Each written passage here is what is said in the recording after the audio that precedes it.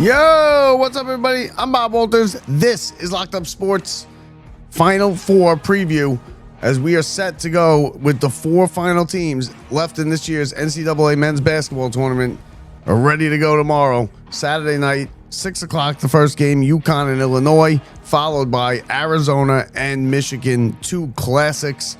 It is setting up to be a great Final Four, and we're going to break it down for you coming up next here on Locked Up Sports. What's up, everybody? Bob Walters here. Don't forget, rate, review, and subscribe. Every little bit helps. Leave us a review if you are listening on Apple Podcasts, Spotify, or anywhere else. If you're on YouTube or watching this somewhere, well, then make sure you subscribe to the channel. And don't forget, tomorrow, 6 o'clock, we will have coverage of the UConn-Illinois, the first game of the national semifinals. It should be a classic. Listen, both of these games set up to be really good basketball games. They're evenly matched games, I think. I think UConn is probably the least talented. I saw something floating around today that someone said, I think it was Hubert Davis said that UConn was the least talented team in the four out of the four. And you know what? He's probably right. But I wouldn't count UConn out at all. I mean, after what they did to Duke, who was more talented than them, the comeback that they made, they have championship pedigree. They have guys on that team that have won 2 championships and are going for 3 in their 4-year college careers, and just don't count them out. All UConn does, men's, women's, basketball, hurley, all they do is cut down nets. And to count them out would just be foolish. And I think of the people that are sitting there going, well, the championship game is Arizona, Michigan. Whoever wins that is going to cruise on Monday night is sorely mistaken. Now, can they win? Can the winner of that? Of course, the winner of that game is going to be favored. They're going to be a better team than the winner of the UConn-Illinois game.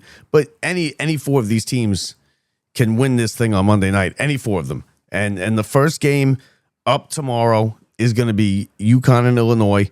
And UConn, of course, coming off the brilliant comeback, an all-time classic March shot by them at the fight, by Mullins at the buzzer to win it. Just classic. And they're the story.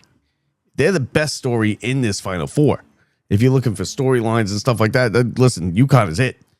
You got Hurley with his antics and his, being a lunatic over there on the sideline. You got the comeback. You got the fact that they didn't win their conference tournament. They didn't win their conference regular season, yet here they are in the national semifinals. And you got Illinois, who it's been a long time since they've been there. Illinois has got a good team.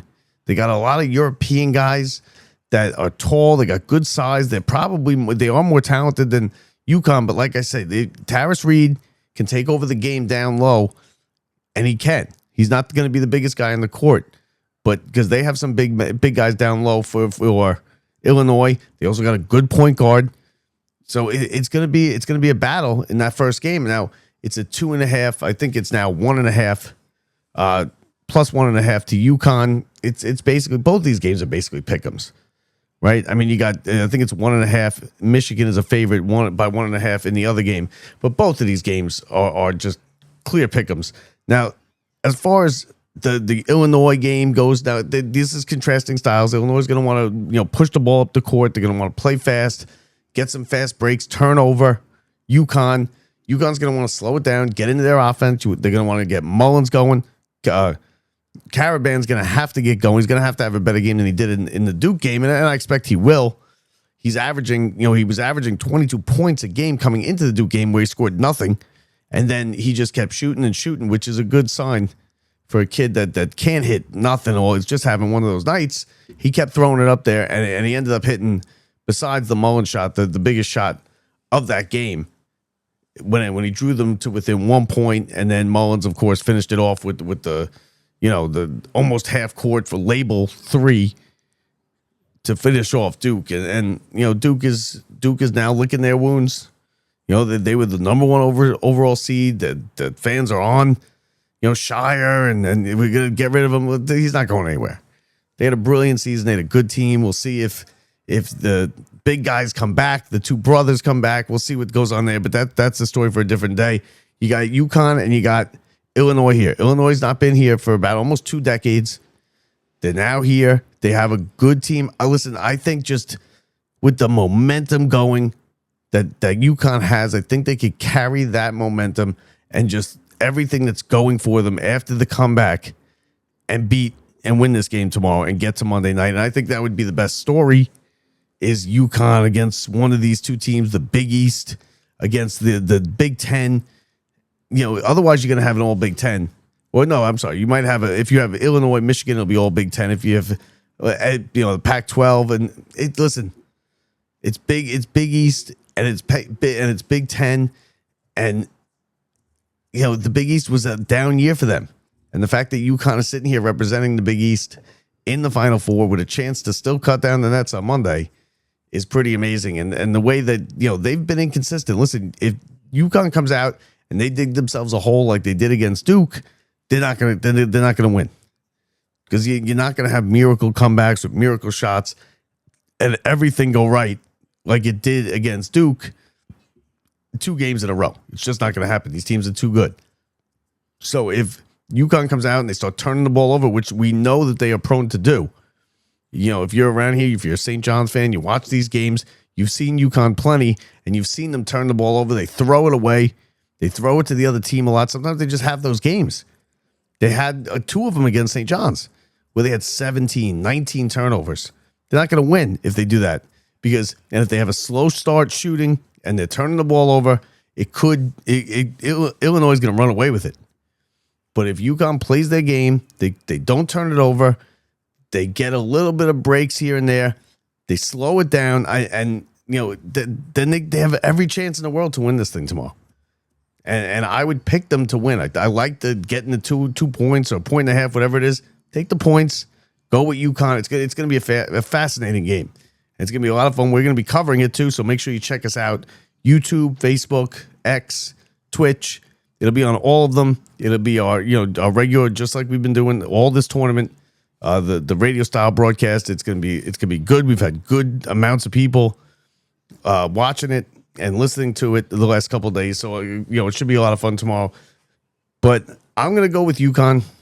I just think the momentum is there. It just feels like their kind of story. They got the pedigree. This is a long time coming for Illinois, and you're just kind of not hearing a lot about Illinois. Now, don't sleep on them, because they got hell of a play. They got big time players on that team, and they're bigger than UConn, and they could block that. They could protect the rim down low, and they could grab rebounds.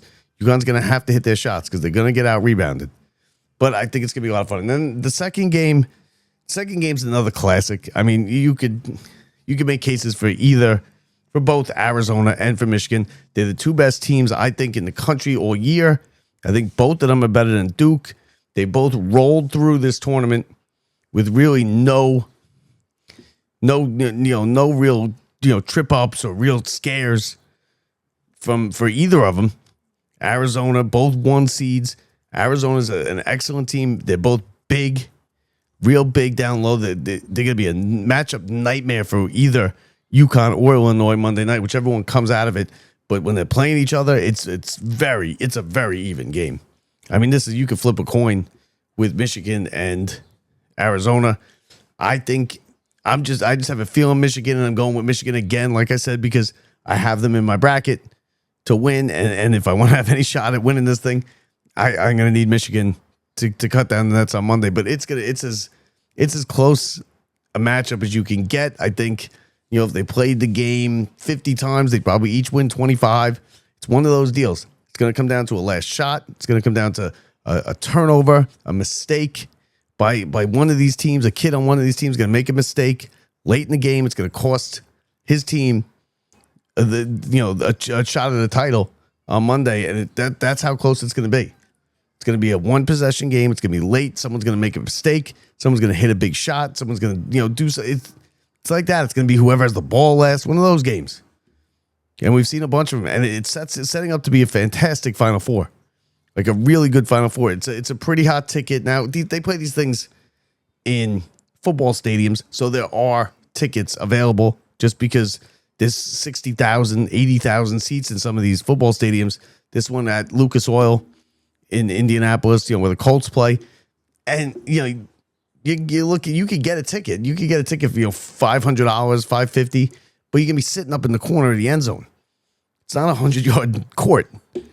You are far away in those seats, and I've seen people on the internet and stuff that buy seats like that, and it's just a miserable place to watch a game. And I've always hated that they play these games in football stadiums. I know why they do it, because the revenue, and they could sell the seats. And if they could sell the seats, if they could find a 200,000 seat stadium and they could sell 200,000 seats, they would have it there. They could care less about how good the sight lines are and whether there's good seats and bad seats. There's very few good seats at a Final Four. At a Final Four, really, if you're not in the extra risers that they put onto the football field, right next to the court, that first level, there's really no good seats. Even if you have a good seat for a football game in the 100 level, it's not a good seat for a basketball game there, because the court's so far away, and they raise the court. Now, this also plays tricks with the shooting. It's not as easy to shoot because you're not used to it. You're not used to the depth perception. You got people way back behind. There's nobody really right behind the net, the hoop, and it's just a completely different thing. And if you notice it, if you look in the first half of these games, of these Final Four, these semifinals games, a lot of times the shooting's just terrible because guys can't get. They're not used to it. They've all been out there. All four teams went out there today, took a shoot around. Had a little practice on the court, but it's different. It's different when there's 60,000 people in there. It's just the depth perception, the raised court, everything about it is different than what you've ever played on before. And you got to adjust to that. So a lot of times it's who can adjust to that is a big deal. Because if the other team comes out and they don't adjust right away and they start slow, like if UConn comes out tomorrow and starts slow and missing their shots and they're just not adjusting to the environment around them, and Illinois comes out and they bust out to a 10, 12-point lead, it could be over. So it's important that you make your shots. You got to hit, just keep shooting. You got to get easier shots. You don't want to be, firing up long threes. And I think it's important to get Caravan involved early. Have him get a couple buckets to get, have him feel good about it. Because that last game, it was just, he couldn't shoot anything. Now, like I said, he did hit the big shot that he needed to hit. But, I mean, that was one of the reasons why they would, in a 19-point hole, was because they couldn't hit any threes. And UConn's going to have to hit threes to play with Illinois. They're going to have to slow the game down, and they can't create turnovers. As far as Michigan and Arizona goes, like I said, it's a pick 'em. That game can go either way. It's going to come down to a mistake late. It's going to come down to a big shot that somebody's going to hit or somebody's not going to hit, and it's going to be the last team that has the ball. It's one of those games that could go either way. They're very evenly matched. They're both fantastic teams. Michigan was blowing people out by 40 points earlier in the season. I mean, they were then not nobodies. They were blowing out good teams. They beat Kentucky by about 35 points. They were running teams out of the gym in the first half, up 25 at halftime and stuff like that. They were blowing teams out. They were by far one of the best team in the country in the early, probably third of the season. So and Arizona has been fantastic, just steady all year. They got big, they're tall, they protect the rim. They both go inside. It's going to be a lot of inside battling, rebounds. It's going to be tough to get rebounds. You're going to have to want it more. Rebounding is an effort thing. You're going to have to want it more. And I think they're both good. I think we're setting up for a fantastic Final Four. And it's going to be a lot of fun tomorrow. Don't forget, join us 6 o'clock, UConn and Illinois. We will have the broadcast, as you see right there on the screen. You can find it YouTube, Facebook, Twitch, X. It'll be everywhere. Check us out. Don't forget, like us. Don't forget to subscribe to the channel, too. And, of course, leave us a review. Tell us whether you like the show, you don't like the show, whatever it is. Make sure you just let us know how you feel. So that's going to be it for us. That's your preview of the Final Four. National semifinals tomorrow. Monday night's the championship game. They cut down the nets, and we'll see who has it. Is it UConn? 3 in 4 years, a dynasty in modern basketball. Will it be Illinois, who shocks the world and comes away with a championship that nobody saw coming? Or will it be Arizona or Michigan, the two powerhouse teams facing each other tomorrow night in the second game? It's going to be a lot of fun. I know you're going to be watching. I know you're going to be tuned in. Those people who are still alive in their brackets, good luck. You got to have one of these 4 teams. That's the thing with these brackets. You got to have the champion. Everybody pays attention to the upsets in the first round and this and that. And got to have the champion. If you don't have the champion, you're not winning any of these bracket pools. So to myself and to anybody else who has one of these 4 teams winning, cutting down the nets on Monday, good luck. And we'll talk to you tomorrow, 6 o'clock. Like I said, don't forget, check us out.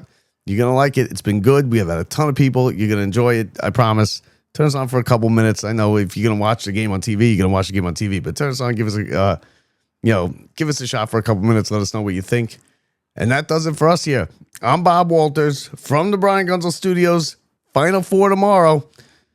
We'll talk to you tomorrow, everybody. See ya.